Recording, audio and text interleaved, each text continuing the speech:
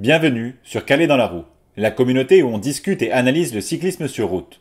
Après une année 2023 exceptionnelle, avec la victoire sur les 3 grands tours, dont un triplé à la Vuelta, Team Visma Lease a Bike savait d'avance qu'elle ne pourrait pas rééditer une telle performance, surtout avec le départ de Roglic à l'intersaison. Sur le plan comptable, la chute est vertigineuse, avec 32 victoires contre 69 l'an passé, dont 18 en World Tour contre 38 en 2023. C'est en deçà des attentes, notamment à cause des saisons tronquées des deux principaux leaders, Jonas Vingegaard et Wout van Aert. Cependant, ce n'est pas la seule raison, puisque 14 coureurs s'étaient imposés l'année précédente et seulement 9 en 2024. Pour la période des classiques, Van Aert est le chef de file chez Visma. Le Belge choisit de ne pas participer à San Remo pour optimiser sa préparation au monument pavé. Olaf Koy se classe 14e en prenant la deuxième place du deuxième groupe. Van Aert se blesse gravement sur À travers la Flandre et manque le Ronde et Roubaix. Les lieutenants très performants pendant la campagne de Flandrienne, comme Matteo Jorgensen et Jan Tratnik, se ratent, et le meilleur Visma est Tiesj Benoot, seulement 15e. Le jeune Tim Van Dijke franchit la ligne 8e à Roubaix, mais est déclassé à la 16e place pour avoir lancé son sprint sur la zone intérieure illicite du Vélodrome. Benoot est un solide 12e à Liège. En Lombardie, Wilco Kelderman est présent dans l'échappée matinale et conclut une triste année sur les monuments pour Visma en finissant 21. Pour le Giro, Jan Uijtdebroeks est le leader pour le général après son transfert forcé et médiatisé de Bora vers Visma à l'intersaison. Sur les sprints, Olaf Koy tentera de gagner une étape pour sa première participation à un grand tour. Après 3 top 10, le néerlandais y parvient et lève les bras à Naples devant Milan après un final escarpé. Fiévreux, il est malheureusement contraint à l'abandon au matin de l'étape suivante. Uijtdebroeks fait un début de Giro convaincant avec 2 top 10 et il est 5e du général au soir de la 10e étape, mais malade, il doit aussi quitter la course. Tim Van Dijke prend bien la relève de Koy et termine 2 fois dans le top 5 au sprint. Eduardo Affini, Jan Tratnik et Attila Valter s'illustrent chacun avec un top 10. Ce dernier finit 22e du général. Arrivé à 4 à Rome, le bilan n'est pas glorieux pour la Visma, mais l'étape de Koy sauve les meubles. Lors de sa grosse chute au Pays Basque, Vingegaard s'est fracturé la clavicule et plusieurs côtes, et sa préparation est donc loin d'être optimale en vue du triplé sur le Tour de France. Van Aert, aussi de retour de blessure, a pour mission de faire les sprints, tout en soutenant son leader. Fidèle à ses habitudes, le Belge est très régulier, avec 7 top 10 dont 3 podiums, mais ne peut s'imposer. Après des débuts rassurants, où il n'est pas loin de Pogačar, Vingegaard remporte l'étape du Lioran, au sprint devant le Slovène, ce qui n'était jamais arrivé jusqu'ici. On se dit, alors peut-être. Mais le suspense sera finalement de courte durée. Poggi est trop fort et Jonas pas assez préparé. Il reste néanmoins très solide, avec 4 deuxièmes places en montagne, ce qui lui permet de finir 2e au général. Matteo Jorgensen est un lieutenant de luxe très présent sur ce tour, avec 5 top 10. Il ne passe pas loin de la victoire lors de l'étape 19. Il est le plus fort de l'échappée vers Isola 2000, mais se fait reprendre à moins de 2 km du sommet par Pogačar et finit 2e. L'Américain se classe 8e au général à Nice, sa meilleure performance en grand tour. Bart Lehman et Kelderman font aussi un top 10 en échappée, dans ce tour correct pour la Visma vu les circonstances.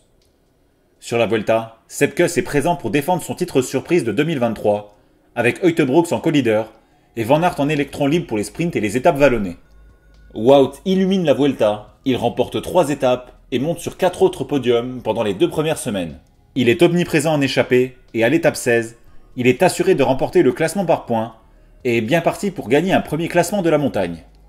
Malheureusement, tout part en fumée avec une mauvaise chute dans la descente de la Collada Ilomena qui met un terme à son Tour d'Espagne et à sa saison. Affini et Steven Kruijswijk intègrent une fois le top 10 pendant qu'Uijtdebroeks abandonne dû au Covid sans jamais être dans le coup. De son côté, Kuss fait 2 pauvres top 10 en étant en retrait tout au long du Tour d'Espagne et termine 14.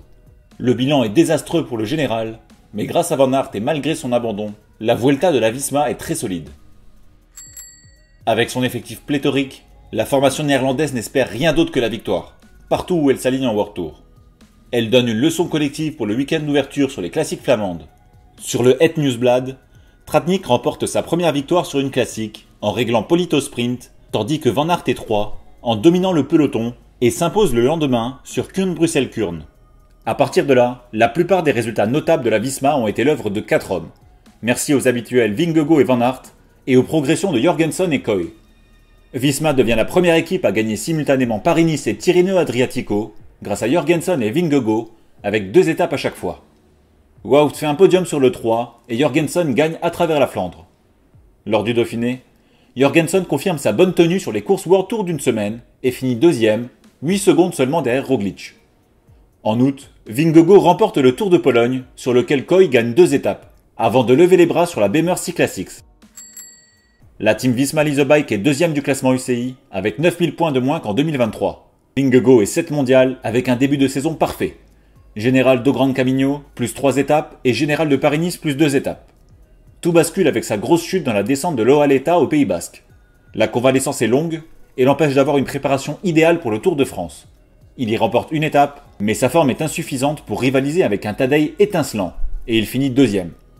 C'est la seule fois de l'année où il ne gagne pas une course qu'il termine, puisqu'il enchaîne avec un succès au Tour de Pologne, la course qu'il avait révélée en 2019. Van Aert connaît des débuts corrects avec une victoire à Kuurne et 2 podiums sur des classiques pavés. Sa chute sur à travers la Flandre bouleverse ses plans pour les monuments et l'empêche également de découvrir le Giro. Il revient sur le Tour et pour la 2e année consécutive ne remporte pas d'étape malgré 5 top 5 avant d'être médaillé de bronze sur le chrono des JO. Sa découverte de la Vuelta est très réussie avec 3 étapes, mais frustrante avec un abandon alors qu'il était parti pour remporter les classements du sprint et de la montagne. J'espère qu'il se remettra bien de ses blessures cet hiver pour qu'il puisse rivaliser avec Van der Poel lors des courses printanières l'an prochain. Recruté chez Movistar l'an passé, Jorgensen a passé un vrai cap, que ce soit sur les courses pavées ou les courses à étapes. Il a gagné sa première classique sur à travers la Flandre et finit 5 sur le 3. Seul son Tour des Flandres, où il était attendu pour suppléer Van Aert, a été en dessous. Sur les courses par étapes françaises, il a été en réussite. Premier à Paris-Nice, 2 au Dauphiné et 8 au Tour. Je m'attends à ce qu'il progresse encore l'année prochaine, même s'il sera peut-être moins en vue avec le retour en forme de ses 2 leaders. Vainqueur dès son premier jour de course, Koy a aussi passé un cap sur les courses au plus haut niveau. Il gagne une étape à l'UAE Tour, 2 à Paris-Nice, 2 en Pologne et surtout sa première victoire en Grand Tour sur le Giro. Le sprinter néerlandais gagne aussi en endurance, comme en attestent ses résultats sur les classiques, avec sa victoire à Hambourg ou sa 6e place à Wevelgem.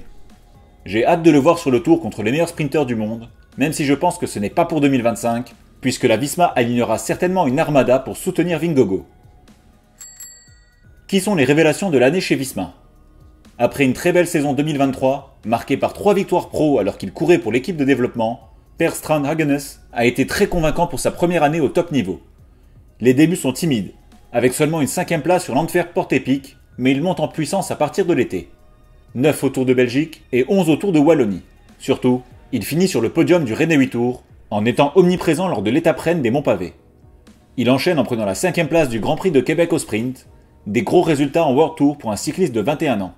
Hagenes a de vraies prédispositions de coureur de classique, et je suis persuadé qu'on le verra à l'avant au printemps 2025. Arrivé dans le cyclisme sur le tard, il y a seulement 3 ans, Lehmann s'impose comme un solide grimpeur. 5 du Tour d'Alander et 10 de l'UAE Tour en début de saison, il termine aussi 2e du Tour de Norvège. Ses performances lui ont valu une première sélection sur le Tour, en remplacement de Kuss touché par le Covid. Il a été un équipier précieux pour Vingegaard, prenant une belle 6e place en échappée vers Barcelonnette. En gagnant en maîtrise dans le peloton, il va pouvoir utiliser au mieux ses impressionnantes capacités naturelles, et c'est le genre de coureur qui pourrait bien progresser jusqu'à ses 33-34 ans. Après avoir marché sur le haut en 2023, cette année sonne comme un retour à la réalité pour la Visma Lease a Bike, où elle a subi les aléas du sport cycliste. Je lui mets 7,5 sur 10, et c'est probablement une des équipes les plus dures à noter cette année, avec les blessures de ses 2 coureurs majeurs. Pas de victoire sur un grand tour, ni sur un monument, ça reste évidemment décevant pour une équipe de ce calibre, et je ne peux donc pas mettre plus. Je n'oublie cependant pas leur très belle performance tout au long de l'année en World Tour, et au final, ils donnent l'impression d'avoir tiré le maximum de cette saison compliquée. Que pensez-vous de l'année de Visma? Pouvait-il faire mieux? Je vous attends dans les commentaires.